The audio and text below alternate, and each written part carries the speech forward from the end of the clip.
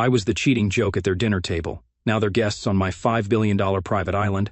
I was sitting in my home studio. The familiar mess of canvas prints was scattered across the floor. Tech monitors glowed faintly in the dim light, and half-finished projects leaned against the walls. My fingers were smudged with paint from messing around earlier, and the air smelled like turpentine and coffee. It was a normal Thursday afternoon, or so I thought. Then my phone buzzed on the desk, cutting through the quiet hum of the room. I glanced down, expecting a text from Clara nagging me about picking up groceries or something. Instead, it was a notification from Forbes. My heart stopped for a second as I read the headline, Forbes billionaire list, meet the reclusive digital art mogul behind a $5.1 billion NFT empire. And there it was, my name in bold, staring back at me like some kind of surreal joke. I blinked hard, rubbed my eyes and read it again. Public. Out there. No going back now. The weight of it hit me slowly, like water seeping into cracked ground. For 12 years I'd kept this life hidden, my real life, not the one everyone thought I had. My wife, Clara, her parents, Gerald and Margaret, her whole family. They all saw me as the struggling artist, the guy barely scraping by on odd jobs and hobby projects. I let them think that. It was easier that way, less explaining, less arguing. But now the mask was off and I could feel the ground shifting under me. On the desk next to my phone sat a gold-lettered invitation, fancy and crisp, for the family reunion happening in 2 days at Gerald and Margaret's sprawling estate. I'd been dreading it for weeks. Clara had even pulled me aside yesterday, her voice sharp as she said, "Please, just don't embarrass the family this time." She'd meant don't show up in my paint-stained jeans, don't ramble about art no one cared about, don't give her dad another reason to look down his nose at me. I nodded, kept my mouth shut like always. But now, with that Forbes alert glaring up at me, everything felt different. I leaned back in my chair, staring at the ceiling, my mind racing. How was this even happening? I mean, I knew it was coming eventually. Jules, my assistant, had warned me last month that the magazine was sniffing around my business. She's brilliant like that, always 2 steps ahead with her deadpan voice and ruthless way of handling things. "They're on to you," she'd said over the phone. "No emotion, just fact. Your anonymous days are numbered." I'd shrugged it off then. Told her to keep the jet on standby and the island prepped just in case. But seeing it live, seeing my name tied to billionaire and mogul, it felt like someone had kicked the legs out from under my chair. Clara didn't know, her parents didn't know, none of them did. For 12 years I played the part they wanted me to play, the broke dreamer married to their perfect daughter, the guy they pitied at every holiday dinner. I drove a beat-up old truck, wore clothes that looked like I'd pulled them from a thrift store bin, let them pick up the tab when we went out. Why? Because every time I tried to tell them about my work, about blockchain, NFTs, the digital galleries I was building, they laughed or rolled their eyes. "That's cute," Gerald had said once, patting my shoulder like I was a kid with a lemonade stand. So I stopped trying. I built it all in secret instead. Now the secret was out, and I didn't know whether to laugh or panic. I picked up the phone again, scrolling through the article. It had everything. My first NFT dropped 12 years ago. The anonymous platform I launched that took off like wildfire, the licensing deals, the acquisitions. They even had a photo of me from some random conference I'd spoken at years back, when I'd forgotten about. Reclusive, they called me. I guess that was true. I'd stayed out of the spotlight, kept my head down, let the work speak for itself. But $5.1 billion, that number stared back at me, cold and real. I'd known I was doing well. Hell, I bought a private island last year, hadn't I? But seeing it laid out like that made it feel bigger, heavier. And the timing couldn't have been worse. 2 days from now, I'd be walking into that reunion, facing Clara's family with no way to hide anymore. I set the phone down and ran my hands through my hair, trying to think. Clara would see this soon, if she hadn't already. Her phone was always buzzing with news alerts. She loved keeping up with the world, loved knowing things before everyone else. What would she say? What would she do? Just last night we'd been in the kitchen, her chopping vegetables for dinner while I pretended to help. She'd sighed, loud and dramatic, and said, "I wish you'd figure out something stable, you know. My parents keep asking when you're going to grow up." I just smiled, nodded, let it roll off me like I always did. Stable. She had no idea. And her parents, God, Gerald and Margaret were the worst. Old money types, stiff and judgmental, always acting like I was some charity case they'd taken in by letting me marry their daughter. Margaret with her fake smiles, Gerald with his lectures about real work. They'd spent years looking at me like I was nothing, and now they'd have to eat every word. I stood up, pacing the studio, my boots scuffing against the hardwood floor. The invitation caught my eye again, sitting there all smug and proper. 2 days. 2 days until I'd walk into that reunion, and they'd all know. Part of me wanted to call Jules right then, tell her to fire up the jet and fly me somewhere far away, maybe the island, where I could sit on the beach and let this blow over. But another part of me, the bigger part, wanted to see their faces. I wanted to watch Gerald's smug grin falter, watch Margaret's pearls tremble as she clutched them, watch Clara try to figure out how she'd missed this for 12 years. I'd been invisible to them, a shadow in their perfect little world. But not anymore. The truth was out, and it was mine to own. I stopped pacing, grabbed my phone, and texted Jules. "It's live. Plan reveal starts now." Her reply came back in seconds, short and sharp like always, on it. I took a deep breath, feeling the adrenaline start to pump. This was it. The mask was off, and I was ready to step into the light. I was still reeling from the Forbes alert, my phone sitting heavy in my hand when it buzzed again. This time, it wasn't some news app. It was Franklin, Clara's brother, calling me. I stared at the screen for a second, his name flashing like a warning sign. Franklin was the loud one in the family, always joking, always poking at me for being the starving artist. I figured he'd seen the article by now. No way he'd missed something this big. I swiped to answer, holding the phone to my ear as I leaned against my desk, the clutter of my studio pressing in around me. "Hey, Franklin," I said, keeping my voice steady like nothing was different.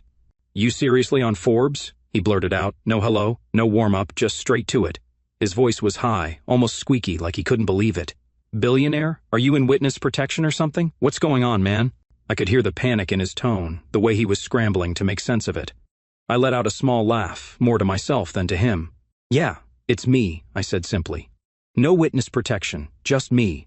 There was a long pause on his end, like he was waiting for me to say it was a prank.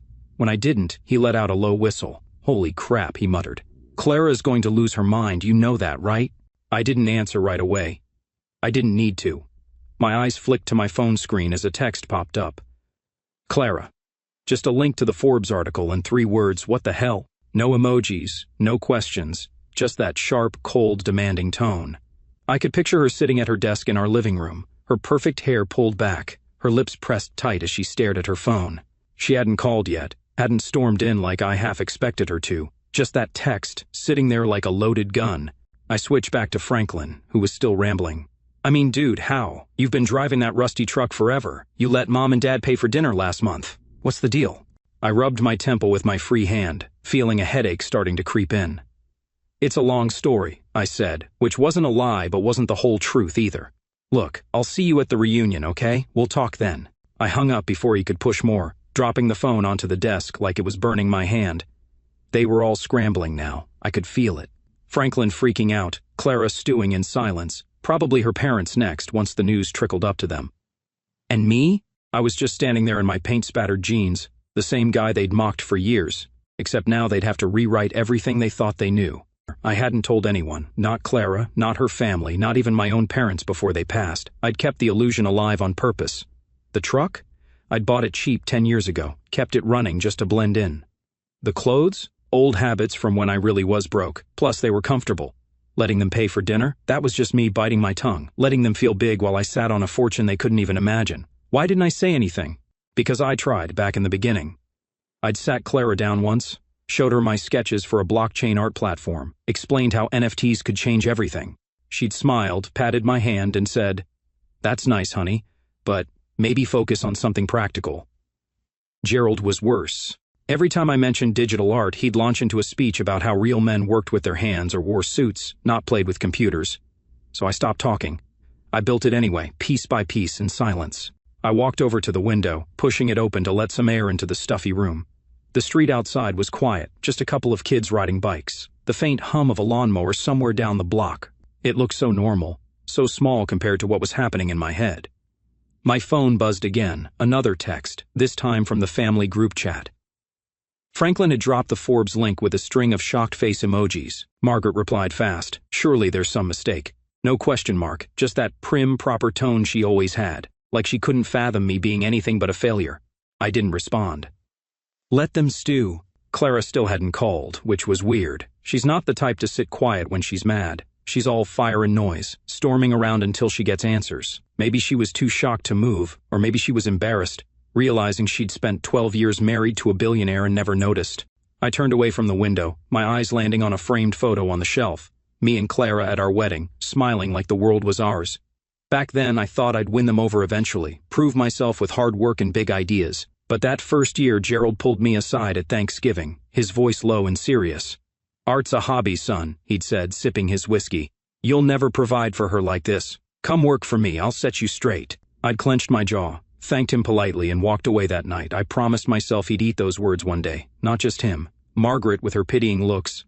Clara with her little sighs every time I talked about my projects. I'd make them see. And I did, didn't I?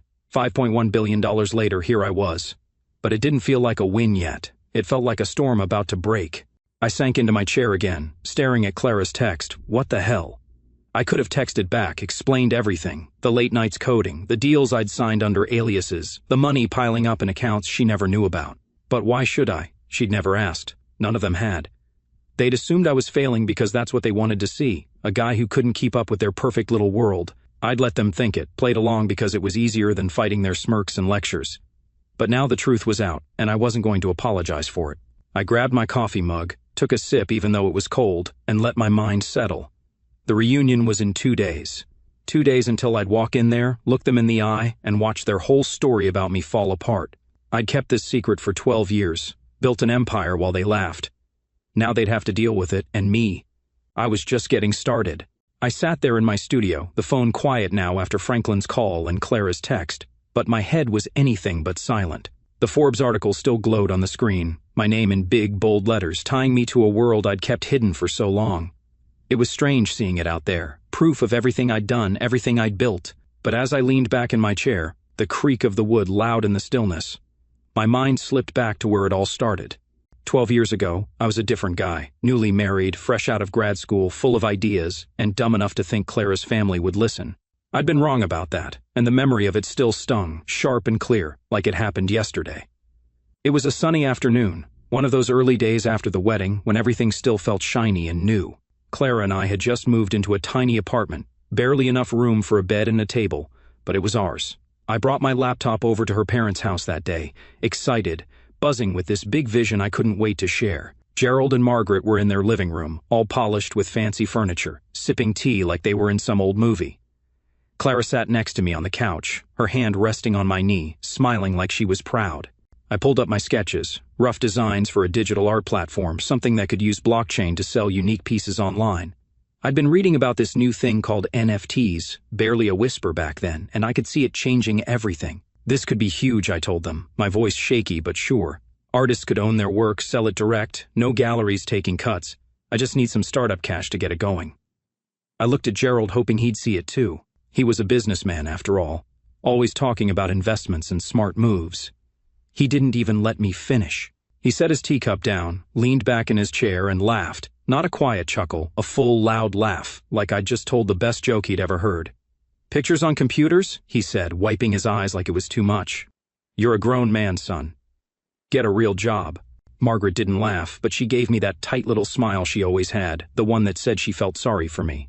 Clara's hand stiffened on my knee, and when I glanced at her, she wasn't smiling anymore. "It's interesting," she said softly, but I could hear the doubt creeping in. I closed the laptop, my face burning, and muttered something about thinking it over. Gerald clapped me on the shoulder as we left, like he was doing me a favor. "Come work at the company," he said. "We'll find you a desk, something steady." I nodded, said thanks, but inside, I was boiling. That was the moment I knew they'd never take me seriously, so I went my own way. We moved into a one-bedroom loft a few weeks later, a cheap place with peeling paint and a leaky sink. Clara started her job at a marketing firm, and I stayed home, living off ramen noodles and whatever odd gigs I could pick up, fixing computers, painting signs, anything to keep the lights on. But every night, after she went to bed, I'd sit at that wobbly kitchen table with my laptop, working.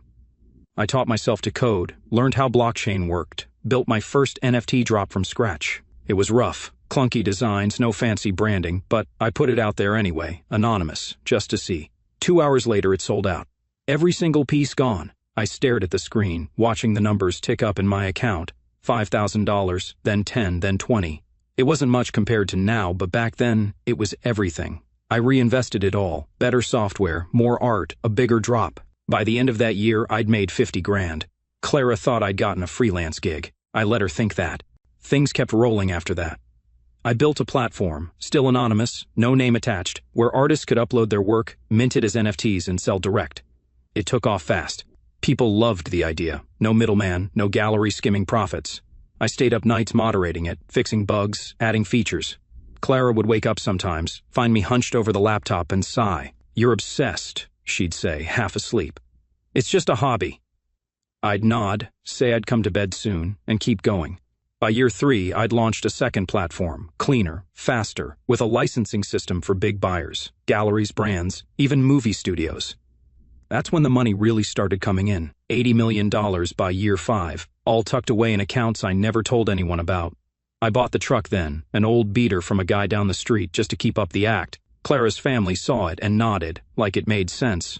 Poor me, still scraping by. I could have told them then, could have sat Clara down, shown her the bank statements, the deals I'd signed with companies across the world. But I didn't. Why? Because every time I brought up my work, even casually, they shut it down. Thanksgiving a few years in, I'd mentioned NFTs again, how they were catching on, how I'd sold some pieces. Gerald smirked over his turkey. "Still playing with your little toys?" he said. Margaret changed the subject to Clara's promotion. I stopped trying after that. I built in the shadows instead, acquired competitors, signed artists, turned my platforms into an empire. By year 10, I'd hit $1 billion. I bought the island that year, a quiet little spot off the coast, just because I could.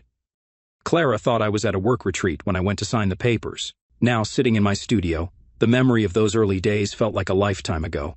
12 years of silence, of letting them think I was nothing, all leading to this, a Forbes list with my name on it. I stood up, walked to the shelf where I kept my old sketchbook, the one with those first designs. I flipped it open, ran my fingers over the faded pencil lines. Gerald's laugh echoed in my head, and I clenched my jaw. He'd been wrong. They'd all been wrong. And in 2 days, at that reunion, they'd see it. I'd make sure of it. I set the sketchbook down, my hands steady now. This wasn't just about money. It was about proving I'd been more than they ever thought, quietly, patiently, all along. I was still in my studio, the old sketchbook back on the shelf, when the chaos really started. My phone had been quiet for maybe an hour after Franklin's call and Clara's text, but that didn't last. It buzzed again, loud and insistent, and when I picked it up, I saw the family group chat blowing up. Franklin had dropped the Forbes link, same one Clara sent me, followed by a string of shocked emojis, wide eyes, exploding heads, a cartoon guy fainting. Margaret was next, her message popping up like clockwork. Surely there's some mistake. No question mark, just that prim tone she always used, like she couldn't imagine me tied to anything as big as a $5.1 billion empire. Gerald didn't chime in, but I could picture him sitting in his study, squinting at his phone through those thick glasses, his mouth set in a hard line. Then Mara, Clara's older sister, texted, "This has to be a typo, right?" She added a laughing emoji, but I knew her well enough to tell it was forced. Mara ran PR for the family company, always polished, always in control, and I could almost hear her brain spinning, trying to figure out how this slipped past her radar. I didn't reply. Let them squirm. I set the phone face down on the desk and rubbed my hands over my face, trying to shake off the mix of nerves and satisfaction bubbling up inside me. The article had hit like a grenade, and they were all scrambling to pick up the pieces. Clara still hadn't called, which was starting to feel heavier, her silence louder than any yelling would have been. 5 missed calls popped up on my screen then, all from her, one after the other, like she'd finally snapped out of her shock. I didn't pick up, not yet. I needed a minute to breathe, to think. This was moving fast, faster than I'd expected, and I had to figure out how to play it. That's when my other phone buzzed, the private one I kept for work, the one no one in the family knew about. It was Jules, my assistant, texting in her usual clipped way. "Forbes is live, plan reveal activated, jets fueled, islands prepped, cars are en route, you good?" I smiled a little, despite everything. Jules was a rock, brilliant, no nonsense, always ready to move when I said go. I typed back, "Good, keep it rolling." Her reply was instant. "Done. Plan reveal." We'd cooked it up months ago, half joking at first when she'd warned me the press was getting close. "They'll find you eventually," she'd said, sitting across from me in her tiny office, her voice flat like she was reading a grocery list. "What's the move when they do?" I'd leaned back, thought about it, and said, "We show them everything, all at once. Make it impossible to ignore." She nodded, started making calls, and that was that. Now it was real. The private island I'd bought last year, a 200-acre chunk of paradise I'd kept off everyone's radar, was being prepped right this second. Staff were setting up the resort, the galleries, the bungalows. 3 Rolls-Royces were on their way to Gerald and Margaret's estate, ready to pick up the family for the reunion. The jet, my jet, one of 3, was fueled up, waiting to fly us all to the island. And the art installations, my pride and joy, were going live. Holo screens, LED displays, the works. It was all coming together, just like I'd planned. I stood up, pacing the studio again, my boots thumping against the floor. The adrenaline was kicking in now, sharp and electric. This wasn't just about the reunion anymore. It was personal, sure, but it was bigger than that. My phone buzzed again, this time with an email alert. I opened it, and my stomach did a little flip. It was from an international investor, some big shot I'd met at a conference years back. Subject line, merger proposal. I skimmed it. His firm wanted to partner up, fold my platforms into their portfolio, a deal worth another $2 billion on top of what I already had. We've been watching your growth, the email said. Time to take it global. $2 billion.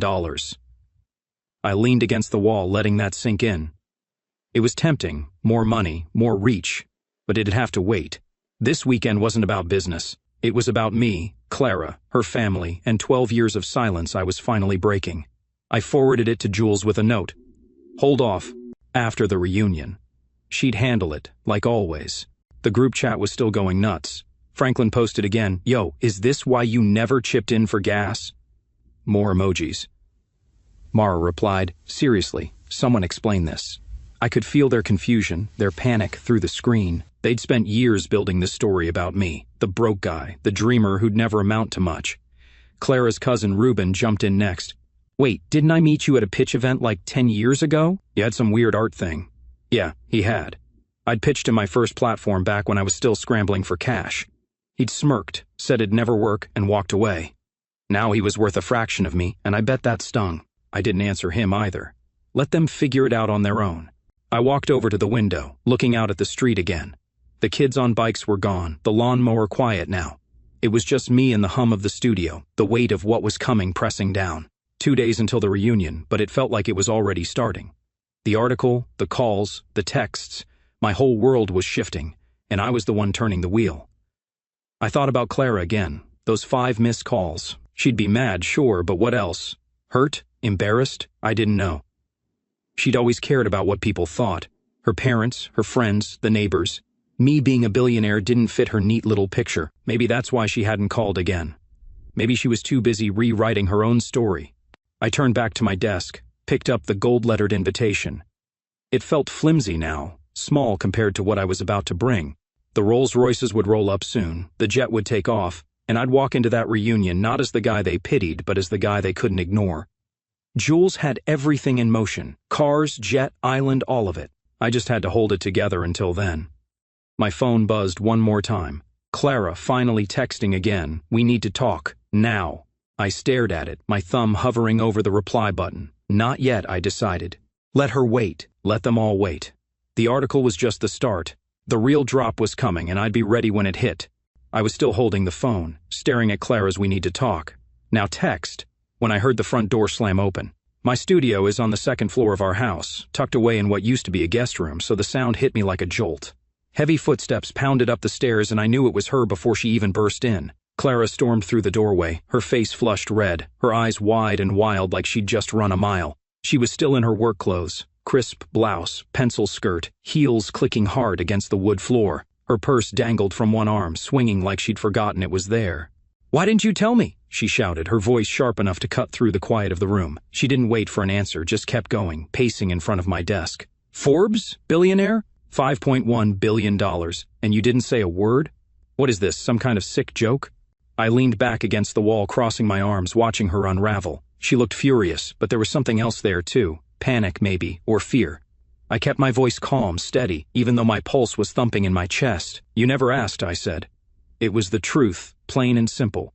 She stopped pacing, spun to face me, her mouth open like she couldn't believe what I'd just said.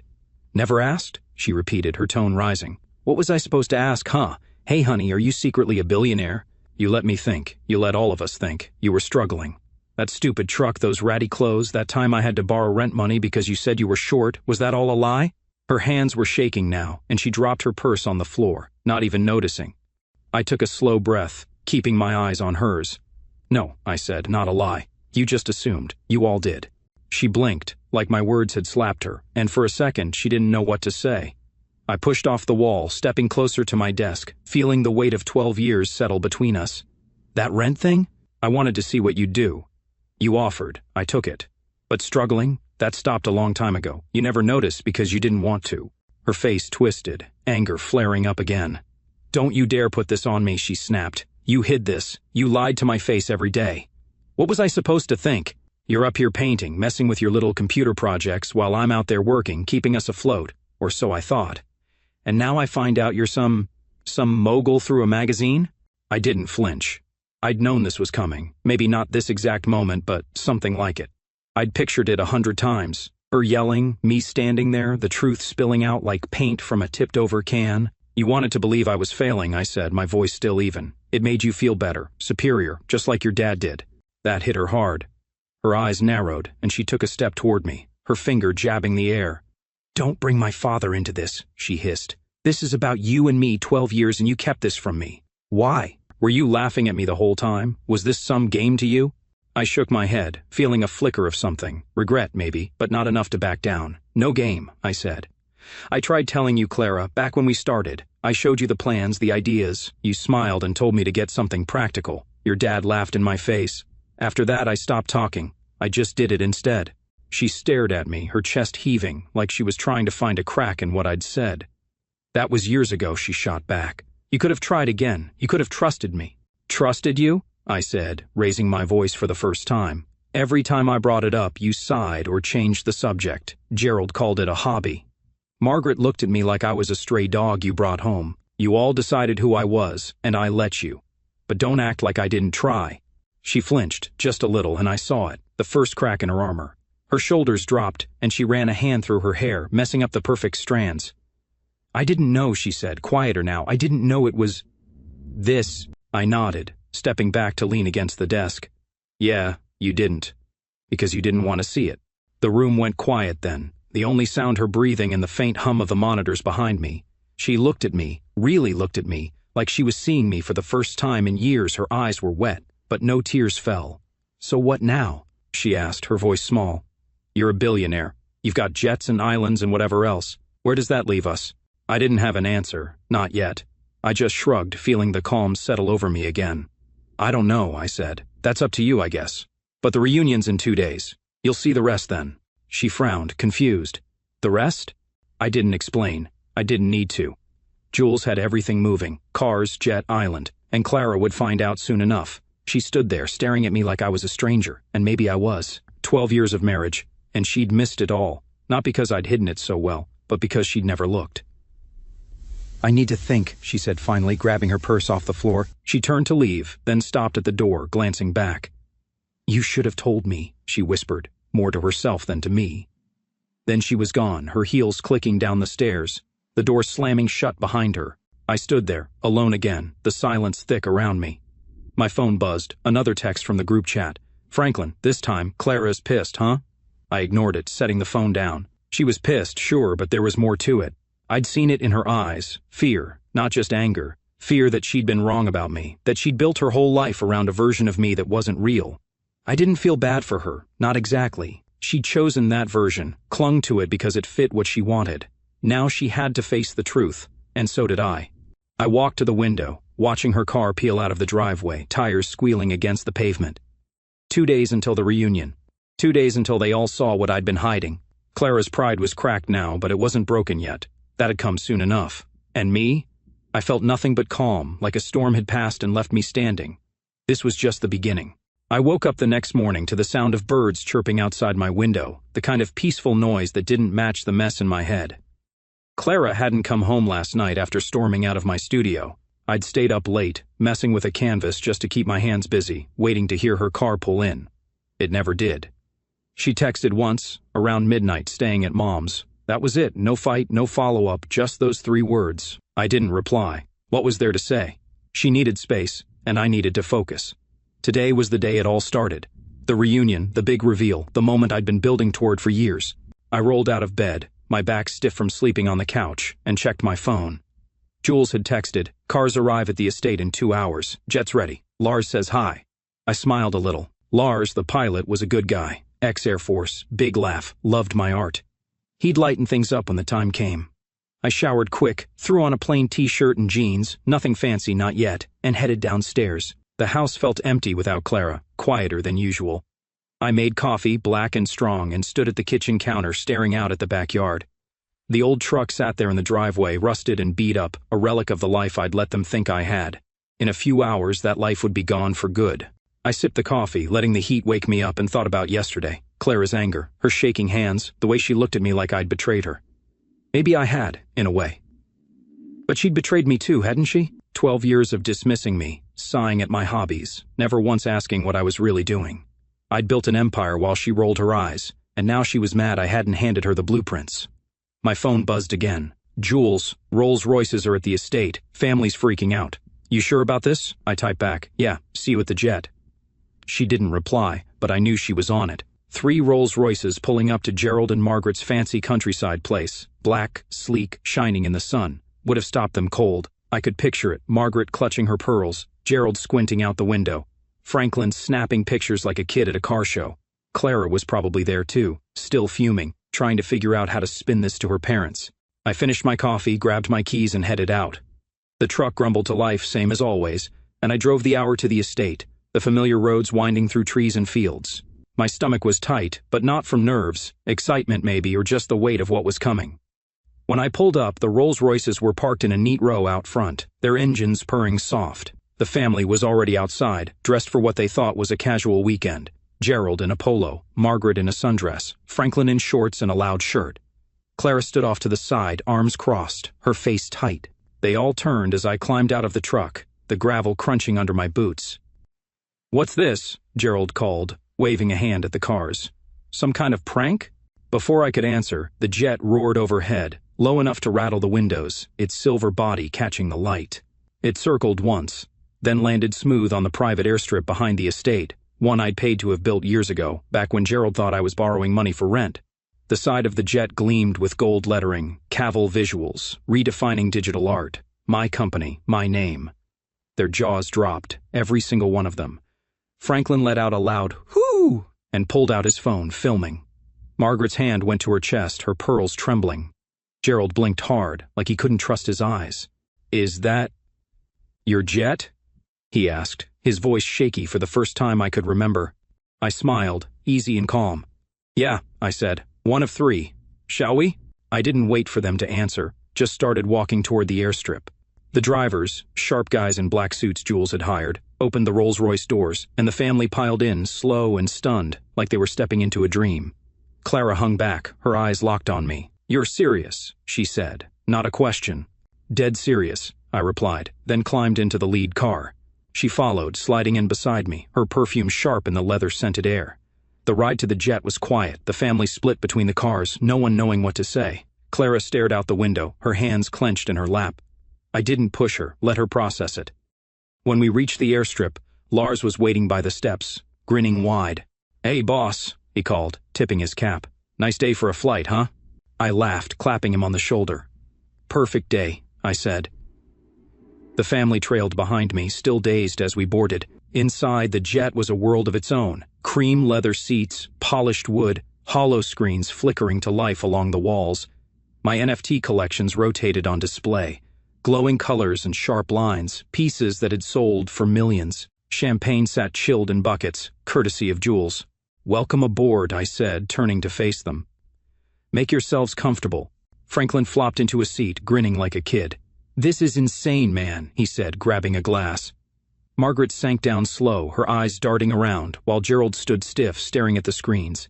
These are yours?" he asked, pointing at the art.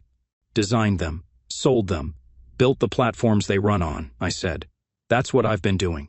He didn't reply, just sat down heavy, like the wind had been knocked out of him.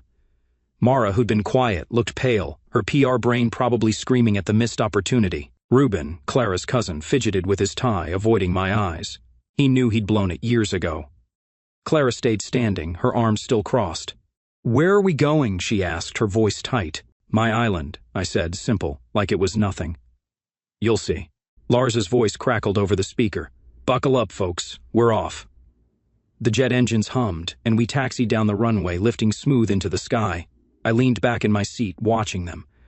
Gerald gripped the armrests. Margaret sipped champagne like it'd calm her nerves. Franklin snapped selfies. Clara sat across from me, her eyes locked on mine, searching for something. "You're enjoying this," she said, low enough that only I could hear. Maybe, I admitted. Been a long time coming. She didn't smile, didn't nod, just looked away. The jet climbed higher, the estate shrinking below us, and I felt it, the weight lifting, the mask gone.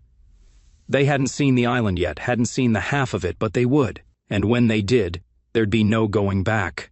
I sat back in the plush leather seat of the jet, the hum of the engines steady beneath us as we cut through the clouds.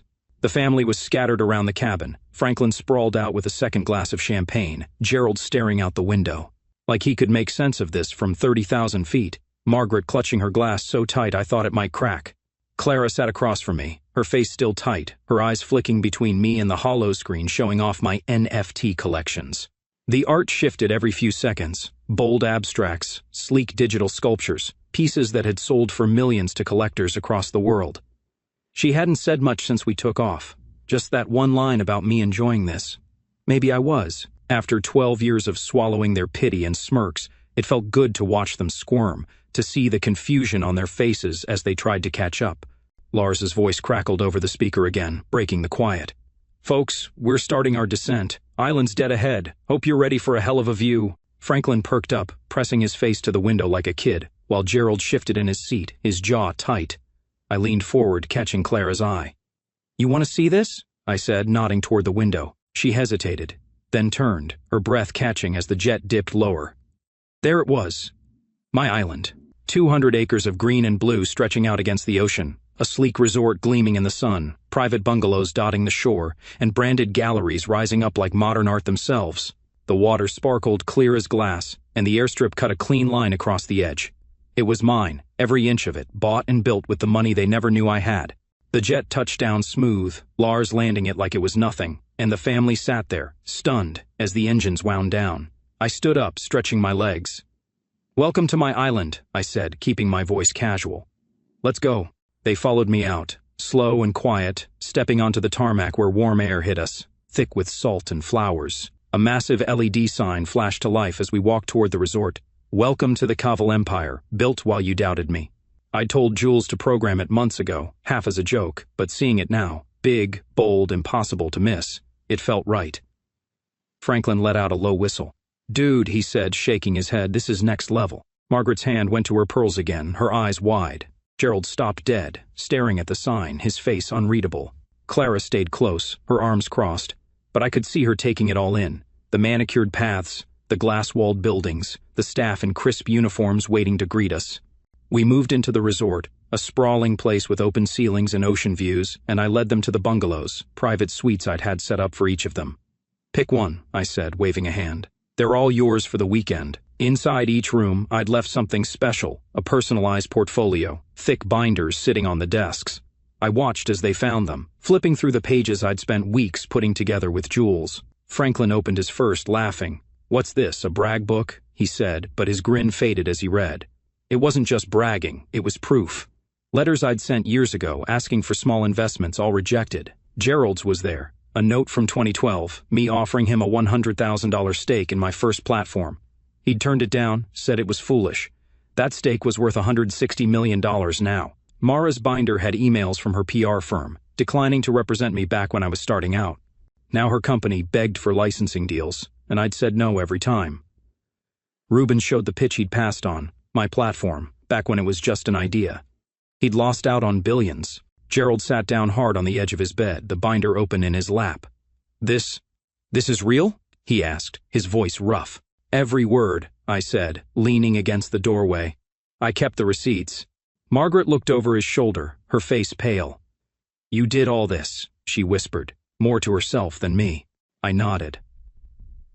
While you thought I was failing? Franklin flipped through his, quieter now. Man, I didn't even know what NFTs were back then, he said. You tried telling me once, didn't you? I shrugged. Yeah, you laughed. He didn't have a comeback for that.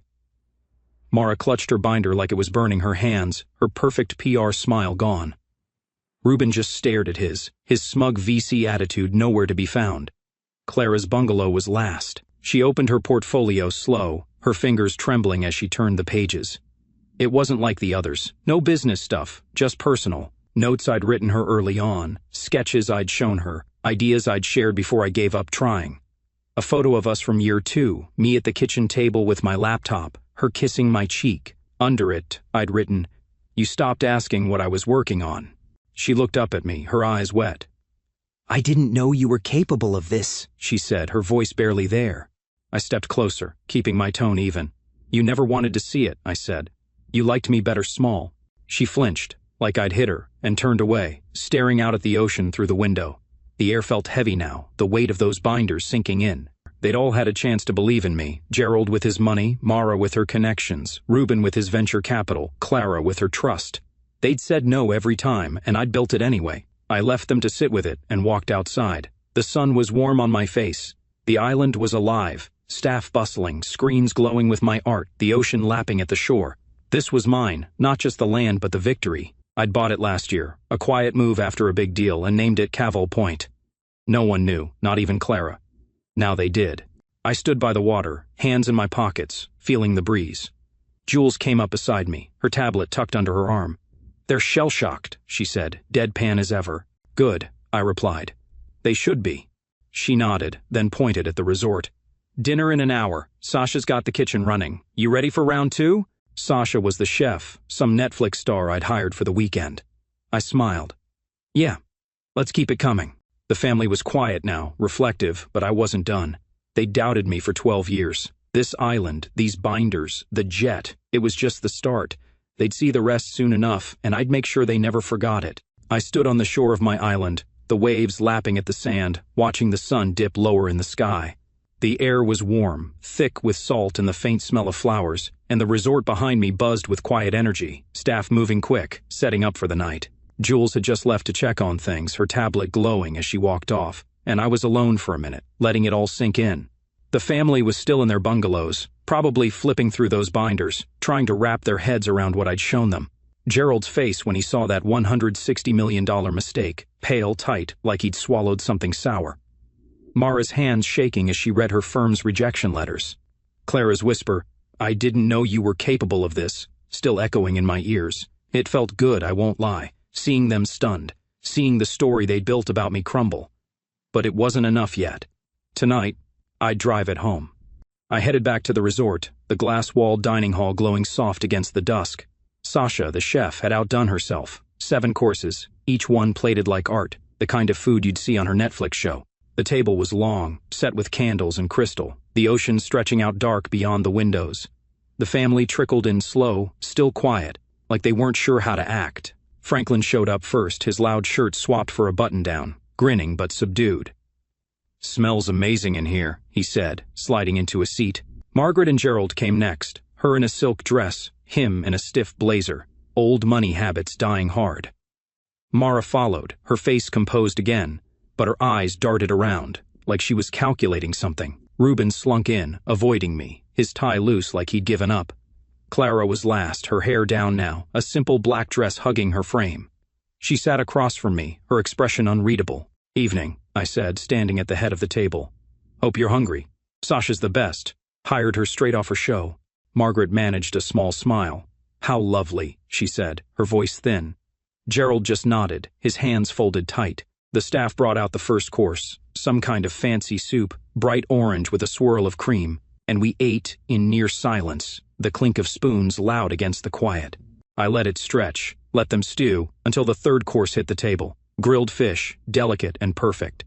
Then I stood again, signaling to Jules in the corner. She tapped her tablet, and screens descended from the ceiling, big, sleek, glowing with my timeline. "Here's the story," I said, my voice steady, filling the room. 12 years of it. The first slide popped up, 2011, a photo of me at Gerald's house, laptop open, pitching my idea. Under it his quote, "Get a real job." I looked at him, his face red now. "You said that," I reminded him. I didn't listen.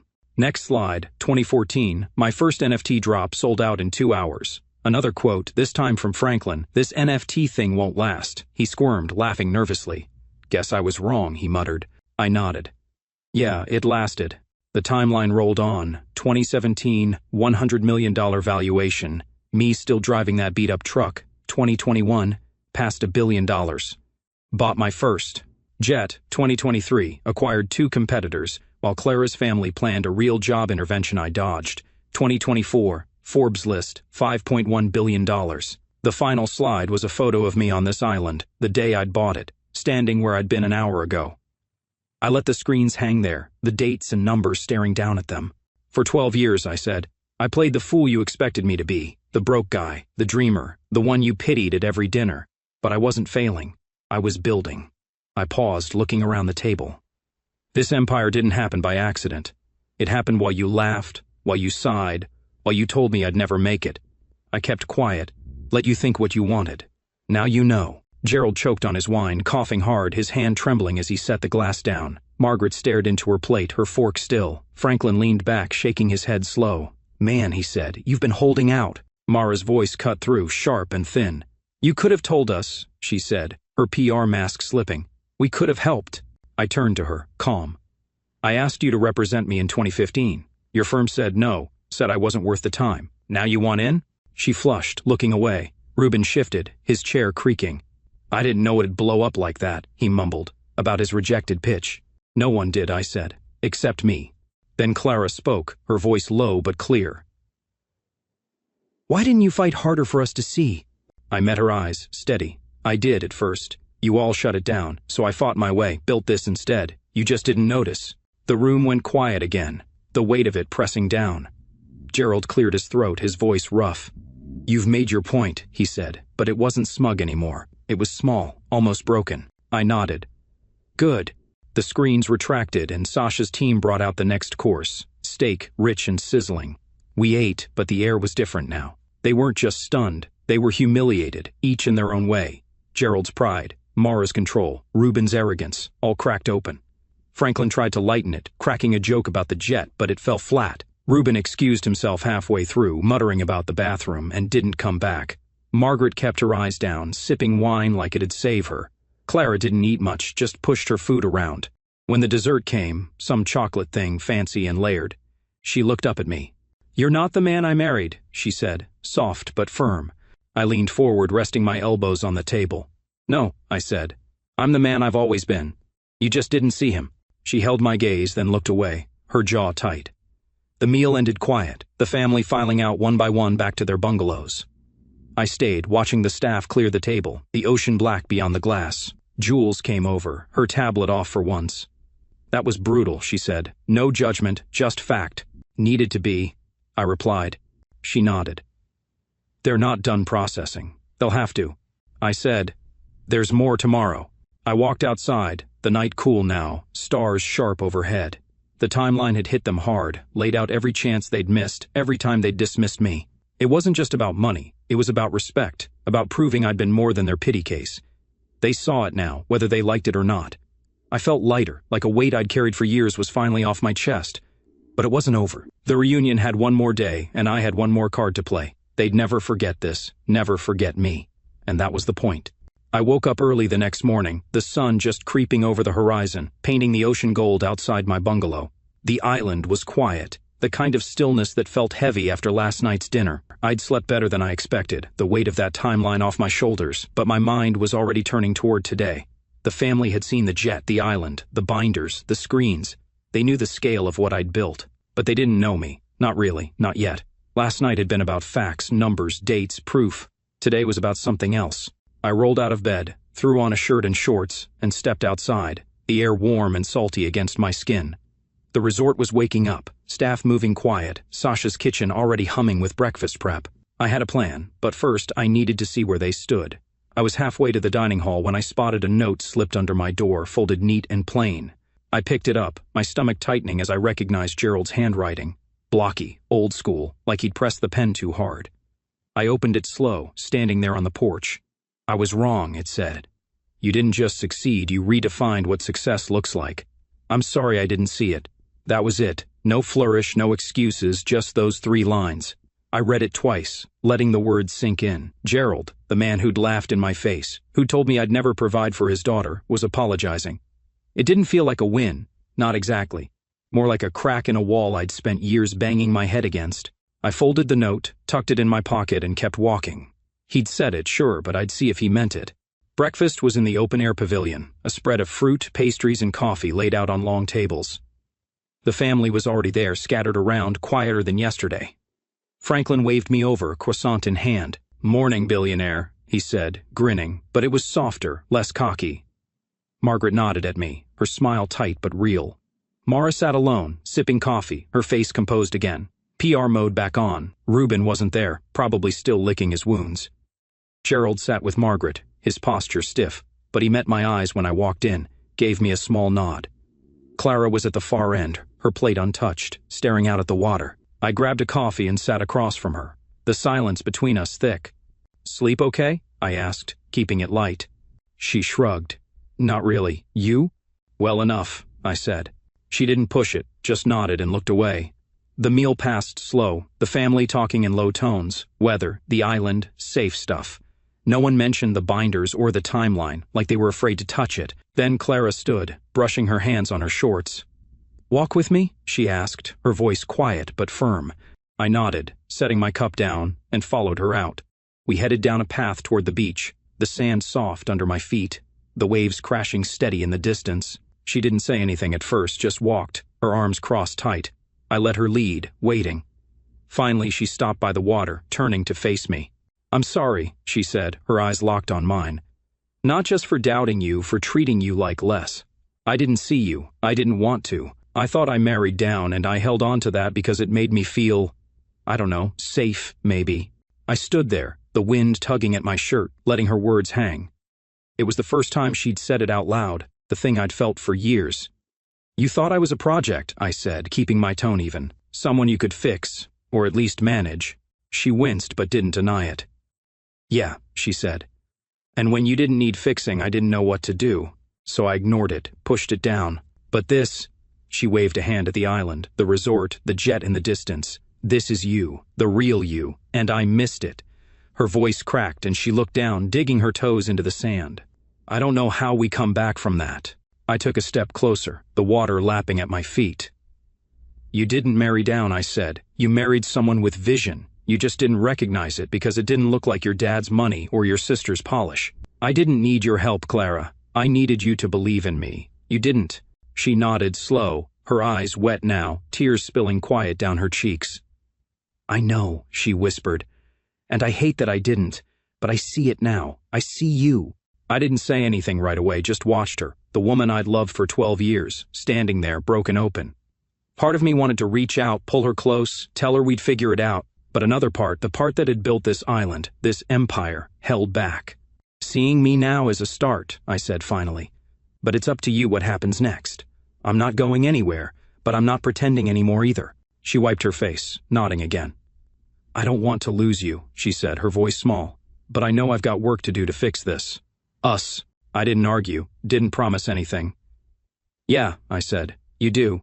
We stood there a minute longer, the waves filling the silence, then walked back slow. She stayed close, not touching but near enough I could feel her. When we got to the pavilion, the family was finishing up. Gerald stood to meet us. "Got your note," I said, pulling it from my pocket. He looked at it, then at me, his face softer than I'd ever seen. "Meant it," he said. "You proved me wrong, son. Took guts."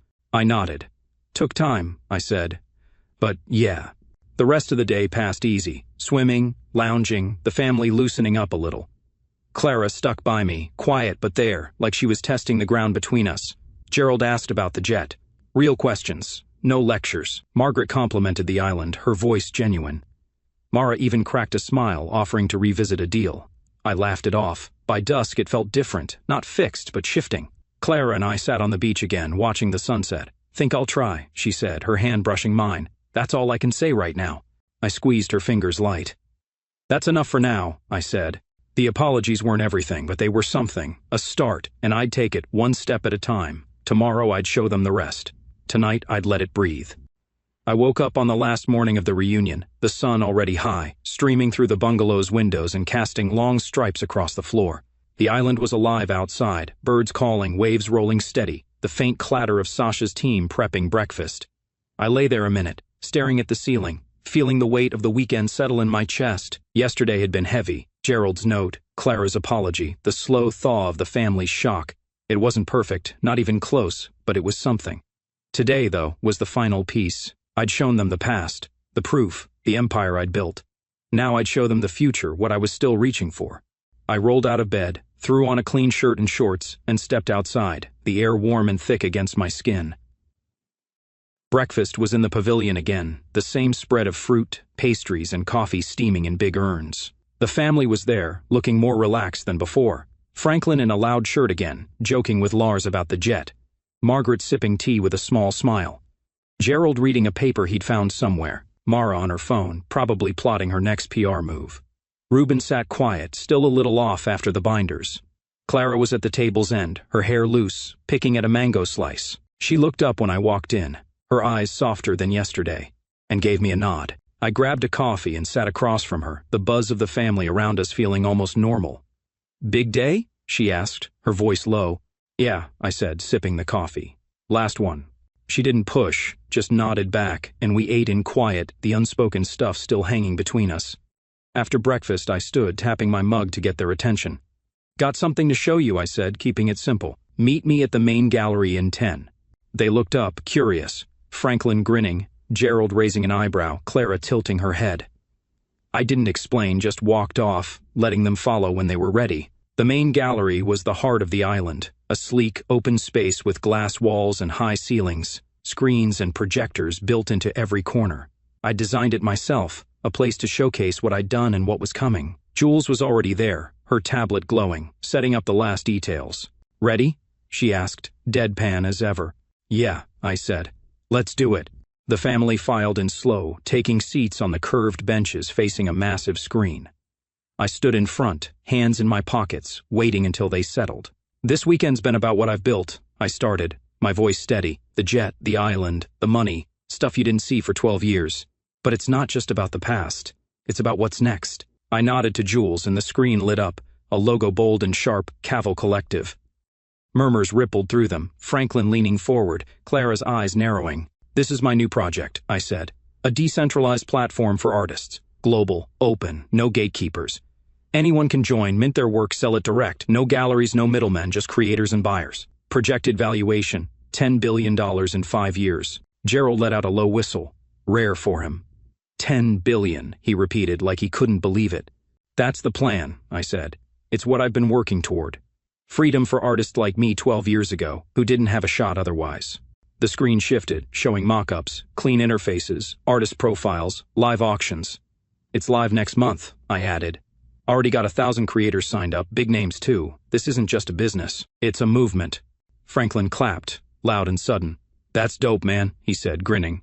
Margaret smiled, real this time. "Very impressive," she said, her voice soft. Mara nodded, her PR brain clearly spinning, but she didn't pitch anything, not yet. I turned to Clara, catching her eye. "This is who I am," I said, quieter now, just for her. "Not the truck, not the paint stains. This." She held my gaze, then nodded slow, like she was finally getting it. I looked back at the group. "You doubted me once. That's done now. You see?" They clapped, awkward at first, then stronger, even Gerald joining in, his hands stiff but there. It wasn't wild cheering, but it was real, and that was enough. I stepped back, letting Jules take over, walking them through the tech side while I slipped outside. The gallery's deck overlooked the ocean, and I leaned on the railing, breathing deep. Jules found me later, the family still inside, buzzing about the platform. "Good reveal," she said, standing beside me. "They're hooked." "Hope so," I replied, watching the waves. She paused, then asked, "Was it worth it? The silence, the pretending?"